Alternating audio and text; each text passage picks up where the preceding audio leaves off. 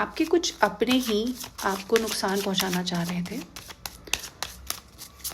Different तरीके से उन्होंने एक योजना बनाई आपको नुकसान पहुंचाने के लिए, और बहुत हद तक आपको नुकसान पहुंचाया भी है। यहाँ जो यूनिवर्स की गाइडेंस आपके लिए है वो आपको बता रही है कि हर एक एक्सपीरियंस जो अभी आप अपनी लाइफ में कर रहे हो, ये आपको वो इंसान बना रहा है जिसको अपने आने वाले समय में किसी से डरने की ज़रूरत नहीं है। जब तक आप इस एक्सपीरियंस को नहीं लेंगे, जब तक आप वो स्ट्रॉन्ग पर्सनैलिटी नहीं बन पाएंगे, तो आपको इस एक्सपीरियंस को एक विक्टिम की तरह नहीं लेना है, एक विक्टिमाइजेशन की तरह नहीं देखना है। इसको एक अवेकनिंग की तरह आपको लेना है कि ईश्वर चाहते हैं आप अपनी पावर्स को जानना शुरू कर दो।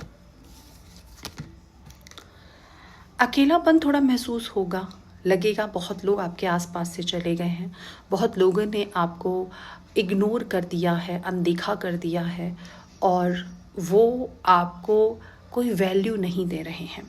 लेकिन एक चीज़ मैं यहाँ बताना चाहूँगी कि वो लोग आपसे बहुत ज़्यादा जेलस फील करते हैं।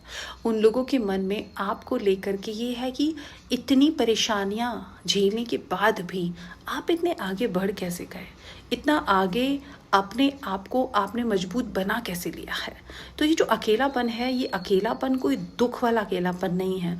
जब इंसान सक्सेसफुल होता है ना, तो बहुत कम लोग उसके आसपास होते हैं। आपने देखा होगा जितनी भी बड़ी बड़ी कार्स होती हैं, उनकी जो सीट है वो छोटी होती जाती है। क्यों? क्योंकि जब हम आगे बढ़ते हैं, तब हम सक्सेसफुल होते हैं, तो हमें बहुत सारी जगह अकेले जाना होता है। इसी तरह आपकी ज़िंदगी में ये जो अकेलापन है, ये आपको बहुत आगे ले जाने के लिए है। सो इससे परेशान होने की ज़रूरत नहीं है, राइट? अपने प्लेफुलनेस की एनर्जी में आपको रहना है। छोटी छोटी चीज़ों को एंजॉय करना सीखो, थोड़ा खुश हो। अपसेट करके मत बैठो कि ये क्या हो गया है, अब ज़िंदगी में कुछ बचा नहीं है, अब कुछ होगा नहीं मेरी लाइफ में। ऐसी एनर्जी में आपको बिल्कुल नहीं रहना है। अगर आप इस तरह की एनर्जी में रहोगे तो फिर आपको दुख ही दिखेगा और नेगेटिविटी को ही आप अपनी लाइफ में अट्रैक्ट करेंगे।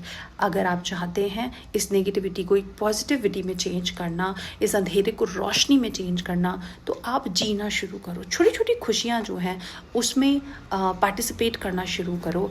बैठे नहीं रहना है कि भगवान ये तुमने मेरे साथ क्या कर लिया। अब जो समय है, अंदर जाने का समय है, भीतर जाने का समय है, ईश्वर को जानने का समय है, खुद को पहचानने का समय है, खुद की पहचान करने का समय है। तो इसलिए जितना हो सकता है ध्यान सिर्फ और सिर्फ खुद पर लगाएं।